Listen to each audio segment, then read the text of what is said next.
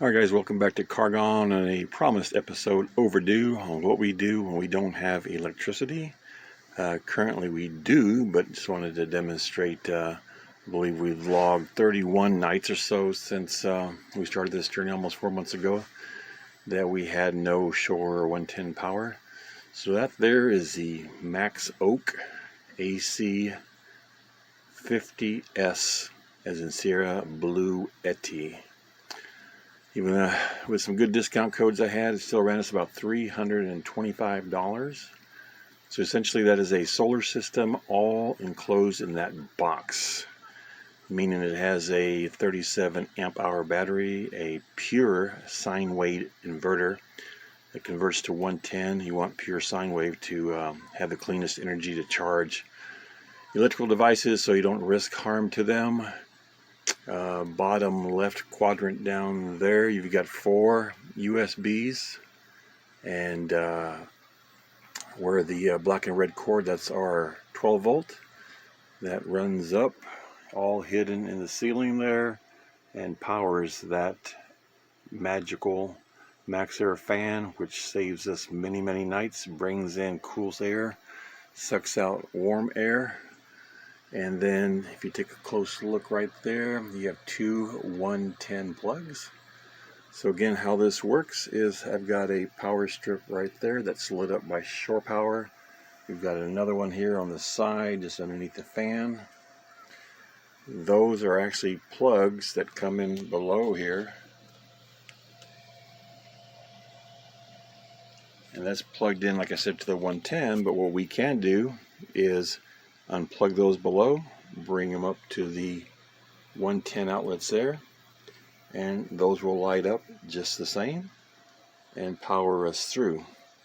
Now what we usually do is we just plug directly the device into there. So if we wanted to run a little 110 fan, we could plug it in there. Wanted to charge our phones, we can plug them in directly, like I said, that lower left hand quadrant, and of course run the 12 volt fan. Super simple, just engage the power,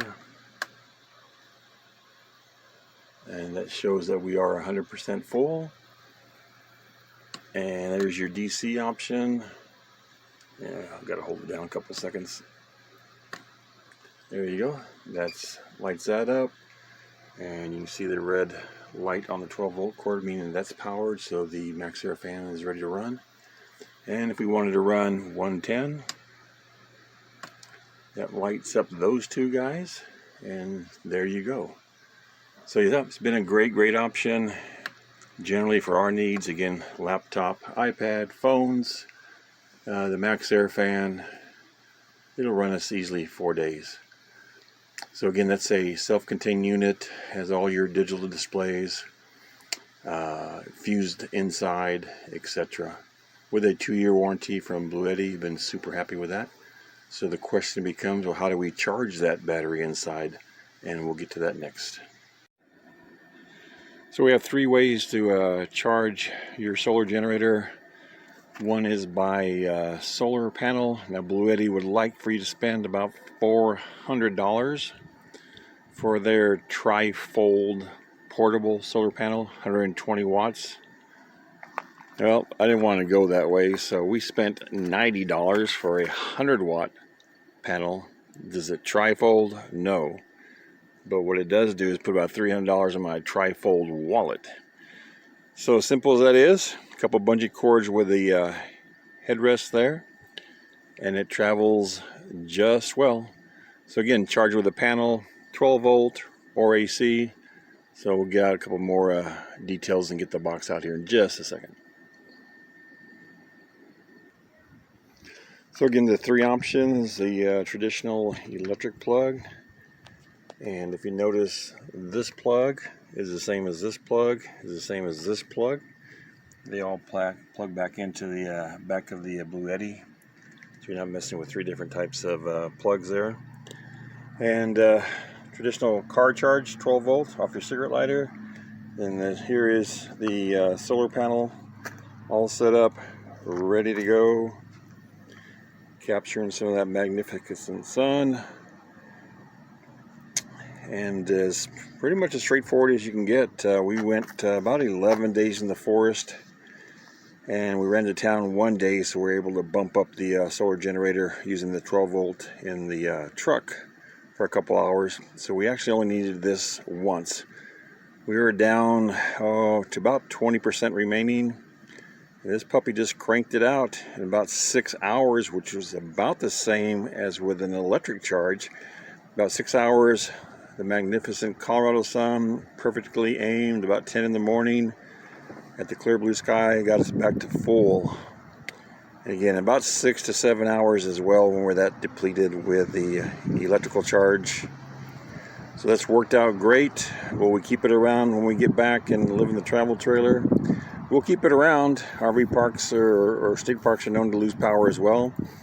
So this, again, gives the option to keep our devices charged, run the laptop and my printer for work, which I'll show in a separate video here shortly, how that setup works. Now, of course, there's a lot of folks that wonder, like, why would you go with a solar generator? Well, simply, you cannot set up the same equivalent system with a conventional solar panel where you have to buy your own charge controller, your own pure sine wave inverter, your own fuse box, your own digital displays, your own battery. So how do they stay in business? Well, the drawback to these solar generators is they're hard to expand. In other words, you just can't add another battery and beef it up, where a conventional system, add more batteries, add more banks, and you can easily double or triple your capacity. And the other thing is, everything's confined with this in this little blue box. That means that all the components are inside, which makes it very difficult for the average novice DIY guy to make any kind of repair. Or if you build out your own system and you have those individual parts mounted on the wall side by side like most do, then you're just one charge controller repair down, or one fuse in and out of your fuse box, etc. It's a little bit more straightforward to fix the conventional separate pieces system. So that's how they stay in business. But it just depends on what your purpose is. Again, for us, as I've said many times, displaying this box in previous videos is absolutely worked out great for us.